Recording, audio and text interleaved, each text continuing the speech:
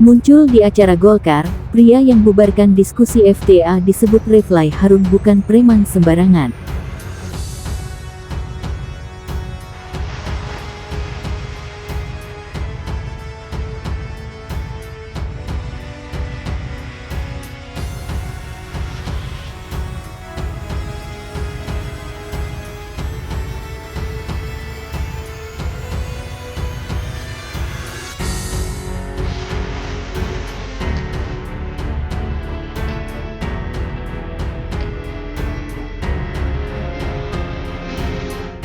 Tidak mengaitkan itu, tetapi ya intinya adalah bahwa ada kegiatan di sebuah partai politik dan dia hadir orang tersebut.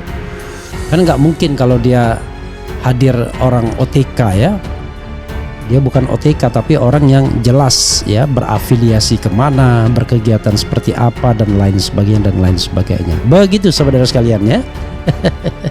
Jadi tidak bisa dikatakan dia orang yang tidak jelas ya, ini orang yang jelas, tapi tentu pihak polisi yang harus memperjelasnya apa kaitannya, apa hubungannya. Sekali lagi, pembubaran itu bukan peristiwa biasa ya, ini adalah teror terhadap demokrasi kita. Baik, ini saya jujur aja, saya nggak punya kepentingan apa-apa pribadi. Kepentingan saya ke depan adalah Golkar harus lebih baik dari sekarang. Karena itu, pemerintahan Pak Prabowo Gibran sebagai kelanjutan daripada pemerintahan Jokowi Maruf Amin. Jadi kita harus lebih paten lagi. Soalnya Raja Jawa ini kalau kita main-main celaka kita. Saya mau kasih tahu aja, jangan coba-coba main-main di barang ini. Ini, waduh, ngeri-ngeri sedap barang ini, saya kasih tahu. Udah, waduh ini. Dan sudah banyak kok, sudah lihat kan barang ini kan? Yang tidak perlu saya ungkapkan lah, tidak perlu. Kasus ini makin menarik karena belakangan muncul video si Korlap ini karena wajahnya juga sangat khas gitu ya, tampilan dan wajahnya sangat khas jadi mudah dikenali ya. Dia yang menjadi Korlap kerusuhan itu sedang hadir dalam sebuah acara di DPP Partai Golkar. Kemudian muncullah isu liar, dugaan berupa teori konspirasi yang saya kira juga tidak bisa begitu saja kita salahkan. Betul, seperti biasa netizen kemudian mengambil alih dalam tanda petik proses investigasi ini, sehingga muncul gambar-gambar yang memperlihatkan bahwa seseorang yang diduga sebagai pelaku ternyata ada di beberapa forum tuh, dan yang paling beredar ada di forum Golkar. Kan itu mesti jadi semacam pretext atau kondisi awal untuk memulai satu investigasi para reserse ini untuk melihat kaitan institusionalnya apa. Kenapa seseorang yang diduga ada di dalam ruang pertemuan Golkar itu juga adalah orang yang sama yang melakukan perusakan. Kan sinopsis ini ada di kepala netizen.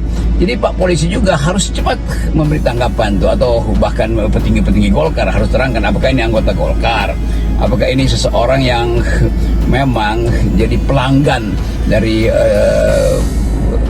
peristiwa-peristiwa di Golkar karena intensif mungkin diperlukan suaranya atau kehadirannya. Kita lihat video yang beredar di lapangan, di media sosial. Jadi pada saat mereka selesai melakukan aksi pembubaran, mereka dari hasil pemeriksaan yang kita lakukan, mereka mengatakan bahwa ini sebagai bentuk wujud etika kami, pamit dengan petugas anggota yang ada di situ. Tapi tadi sudah saya sampaikan bahwa kita akan lakukan evaluasi, investigasi ke dalam terhadap petugas-petugas yang kemarin terlibat aksi pengamanan. Ya, apakah terindikasi dia melakukan pelanggaran SOP dan sebagainya. tidak ada dibenarkan ya yang namanya merusak properti, apalagi private ya, pertemuan yang sifatnya private. Kalau sama-sama demo di jalan terjadi bentrok, let's say itu insiden.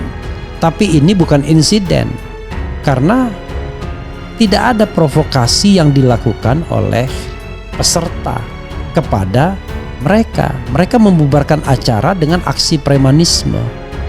Tidak ada misalnya kita melakukan provokasi terhadap mereka sehingga mereka terpancing. Ini kan bukan aksi di jalanan. Satu, diskusi di dalam ruangan yang tidak terdengar keluar. Yang satunya lagi demo teriak-teriak di luar yang didengarkan oleh massa. Kan yang harusnya diamankan kan massa di luar, bukan massa di dalam. Tiba-tiba kemudian orang bisa masuk, ya itu kita nggak tahu why. Itu saja memang pertanyaannya kan paling gampang begitu. Kenapa mereka bisa masuk, ya kita nggak ngerti juga.